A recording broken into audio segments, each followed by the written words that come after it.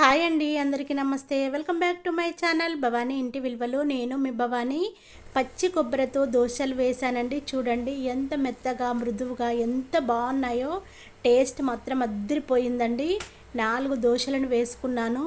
ఒక్క దోశ తింటాం అనుకుంటాం కానీ 4-5 దోశలు తినకుండా వదలము.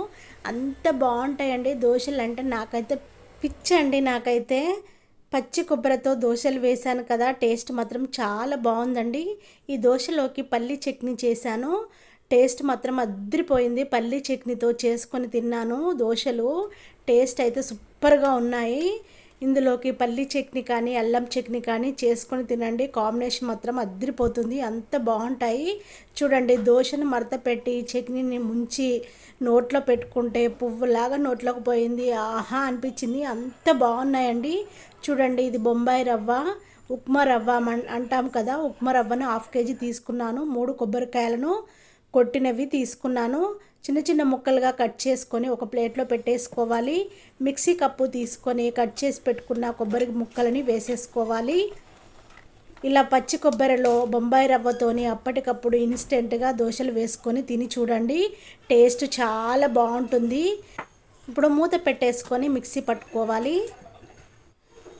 మూత తీసుకొని చూడండి, మనకి మొత్తం మెత్తగా కాలేదు, కొంచెం గ్రైండ్ చేసుకున్నాం కదా. ఇప్పుడు వాటర్ని వేసేసుకోవాలి. సగం వరకు నలిగిపోయింది. వాటర్ని వేసేసుకొని స్పూన్తో కలిపేసుకోవాలి. లోపల ముద్దలాగా అవుతుంది. అప్పుడు స్పూన్తో కలుపుకోవడం వల్ల మొత్తం మిక్స్ అయిపోతుంది. మూత పెట్టేసుకొని మిక్సీ పట్టుకోవాలి. చూడండి, కన్సిస్టెన్సీ ఇలా ఉండేలా చూసుకోవాలి. ఒక గిన్నెలో వేసేసుకోవాలి. పిండినంతా స్పూన్తో ఇలా గిన్నెలో వేసేస్తున్నాను.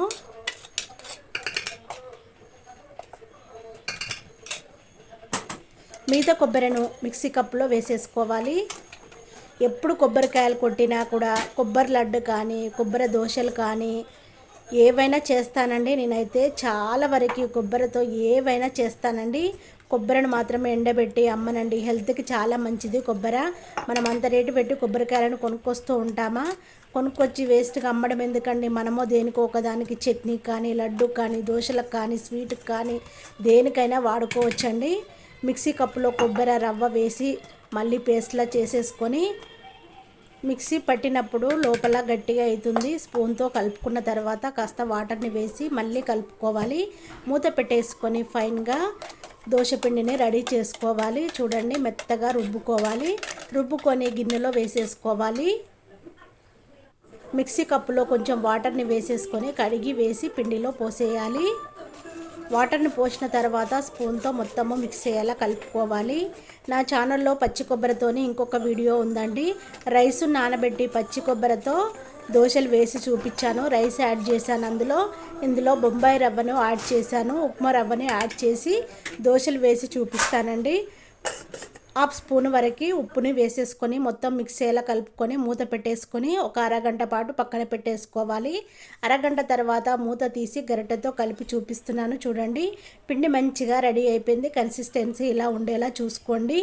ఇప్పుడు స్టవ్ పైన ప్యాన్ పెట్టేసుకొని కొంచెం ఆయిల్ వేసేసుకోవాలి. గరిటెతోని దోశను వేసేసుకోవాలి. దోశ మాత్రం క్రిస్పీగా టేస్టీగా చాలా బాగుంటుందండి. ఆయిల్ తక్కువగా వేసేసుకోవచ్చు. ఎందుకంటే కొబ్బరిలో ఆయిల్ ఎక్కువగా ఉంటుంది కాబట్టి మనము ఆయిల్ తక్కువగానైనా వేసేసుకోవచ్చు, ఎక్కువగానైనా వేసేసుకోవచ్చు. మీ ఇష్టం అండి. ఫస్ట్ దోశ కాబట్టి కాస్త ఆయిల్ని ఎక్కువగానే వేసాను. దోశ మొత్తం రెడ్గా కాలింది. ఇప్పుడు ప్లేట్లో వేసి చూపించాను కదండి. ఇప్పుడు రెండో దోశను కూడా వేసేసుకొని మనము ఆయిల్ని చుట్టూ ఒక్కొక్క డ్రాప్గా వేసేసుకోవాలి. దోశ చూడండి రెడ్గా ఎంత బాగా కాలిందో. ఇప్పుడు దాన్ని ఉల్టా చేసి మరీ చూపించాను. ఇది కూడా రెండో దోశ కూడా రెడీ అయిపోయింది. మీకు రెడ్గా ఇంకా కావాలనుకుంటే రెడ్గా కాలనివ్వచ్చు. క్రిస్పీగా వస్తుంది. నాకు మెత్తగా అంటే ఇష్టము. నేను కొంచెం మెత్తగానే ఏ దోశలనైనా చేసుకొని తింటాను. ఇప్పుడు మూడో దోశ కూడా వేసి చూపిస్తున్నాను. చుట్టూ మాత్రం ఆయిల్ని వేసేయాలండి. ఫస్ట్ ఆయిల్ వేయనవసరము లేదు. దోశలను ఎన్ని కావాలనుకుంటే అన్ని దోశలను ఇలా చేసేసుకోవచ్చు. మీకు ఎన్ని తినాలనిపిస్తే అన్ని దోశలను వేసుకొని తినచ్చు. కానీ ఒక్కటి మాత్రం మీరు వేసుకొని తిన్నారంటే ఇంకా అప్పుడు మళ్ళీ రెండోసారి వేసుకోక తప్పదు. ఎందుకంటే దోశలు చాలా బాగుంటాయి, టేస్ట్ కూడా అద్దరిపోతుంది. తిన్నా కొద్దీ ఇంకా ఇంకా తినాలనిపిస్తుంది. ఏంటిది పచ్చి కొబ్బరితో చేసిన దోశలు, పచ్చి కొబ్బరి బొంబాయి రవ్వతో చేసిన దోశలు, ఇందులోకి కాంబినేషన్ పల్లి చట్నీ.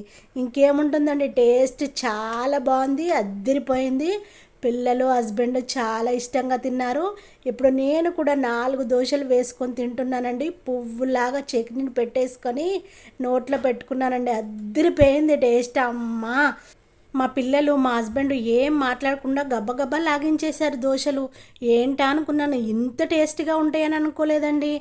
నా వీడియో నచ్చినట్టయితే వెంటనే షేర్ చేయడము మర్చిపోకండి. నా ఛానల్ ఫస్ట్ టైం చూస్తున్న వారైతే వెంటనే సబ్స్క్రైబ్ చేయండి. ఫస్ట్ టైం చూసిన వాళ్ళు షేర్ చేయడం మర్చిపోకండి.